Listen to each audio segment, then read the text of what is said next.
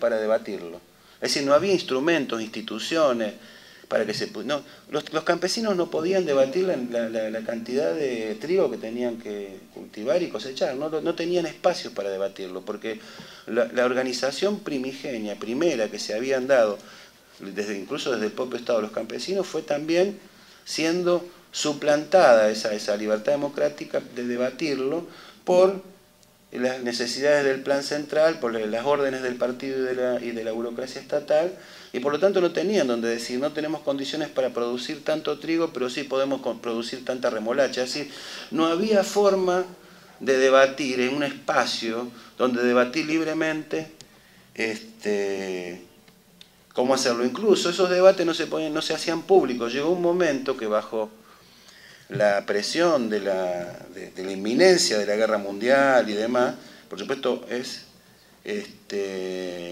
necesario una serie de medidas de resguardo y de seguridad que hacen que muchas cosas no se puedan debatir en público, como por ejemplo la cantidad de aviones que uno tiene para defensa.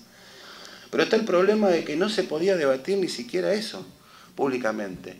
Entonces los periódicos, ¿no? que eran en ese momento el instrumento central de difusión, no podían discutir cómo se había alcanzado el plan, sino que la noticia era se alcanzó el plan y ya.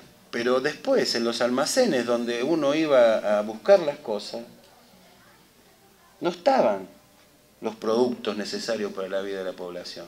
¿Eso qué provocó? ¿Un rechazo al socialismo? No, provocó una desilusión, una desmoralización con él.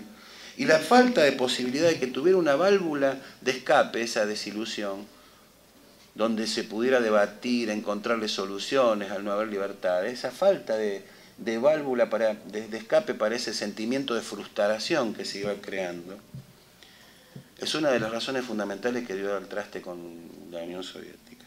Entonces el tema de la posibilidad de que los trabajadores, por ejemplo, las mesas de trabajo en Isidoro, las mesas de trabajo en el sector eléctrico, el tema de la posibilidad de que existan esas instituciones, esas herramientas donde los trabajadores aportan su conocimiento, donde pueden debatir entre ellos, donde pueden hacer propuestas, donde pueden construir, por ejemplo, el Plan Guayana Socialista 2019. Son de importancia fundamental para que no se muera el espíritu revolucionario, para que el trabajador rompa con la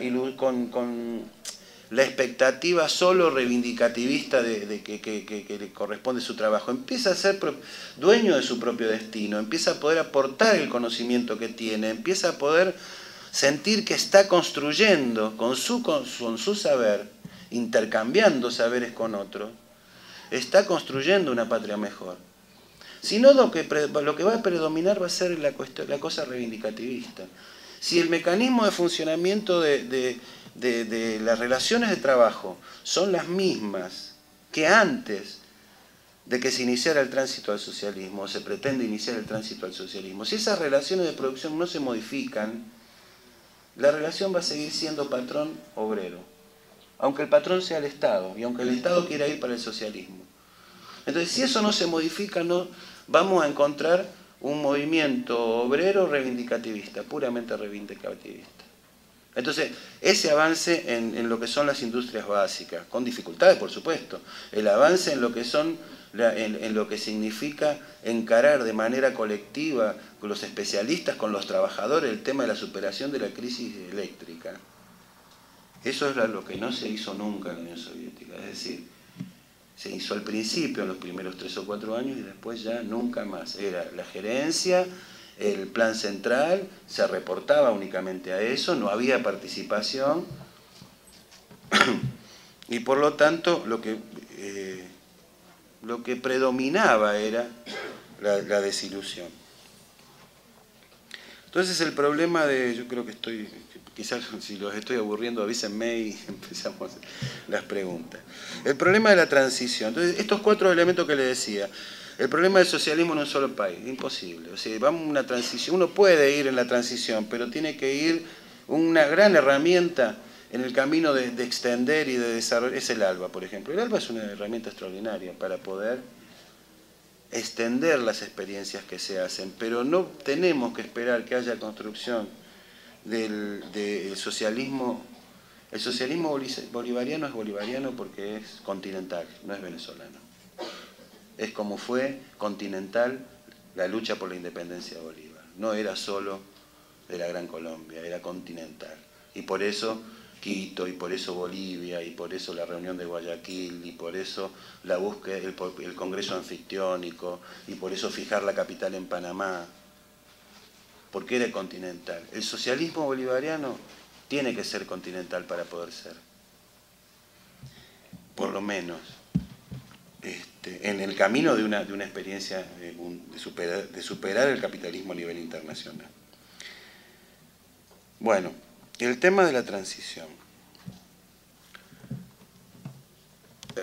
Están implícitas muchas veces esta debilidad de la emulación, digamos. Vamos a desarrollar tantos sectores sociales y socialistas en la economía que vamos a superar al propio capitalismo de nuestro país. Hay una sensación o una ilusión de que se podría hacer por un proceso acumulativo de desarrollo de medidas socialistas, superar. Ahora, yo creo que hay que tener muy en cuenta algunas de las, todas, pero sobre todo algunas en lo que hace este caso de las definiciones del presidente Chávez. Por ejemplo, ayer volvió a insistir el presidente Chávez hablándole a los candidatos del partido para las elecciones a la Asamblea Nacional que una tarea fundamental que hay es desmontar el Estado burgués. Entonces tenemos, ¿de qué se trata esto, digamos? Si no hay medidas anticapitalistas, o sea, el socialismo, el inicio de la transición al socialismo es acompañado de otra palabra y de otro concepto, que es el anticapitalismo. O sea, medidas prácticas anticapitalistas.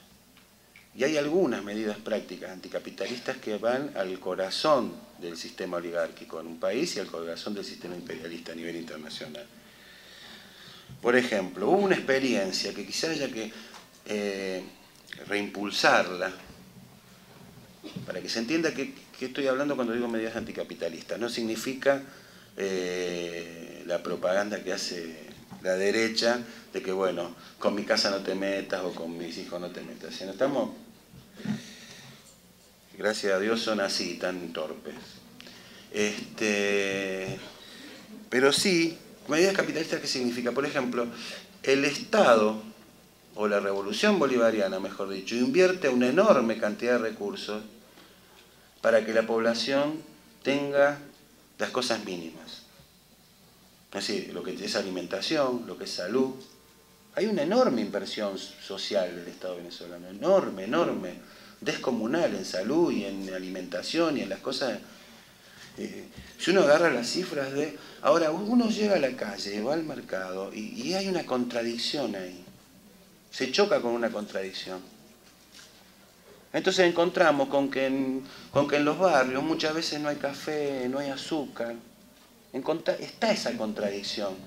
¿Cómo puede ser con tanta inversión que se nos plantee esa contradicción? Yo no me voy a meter en el tema de la corrupción. No creo que ese sea la clave del problema. Es decir, seguramente hay corrupción y puede haber mucha corrupción, pero no puede ser por la magnitud de la inversión. No puede ser esa la causa. ¿Cuál es la causa? Que el problema es que el Estado subsidia en general a empresarios privados que hacen las importaciones de los productos. Entonces, si se compra con dólares... Gobierno bolivariano.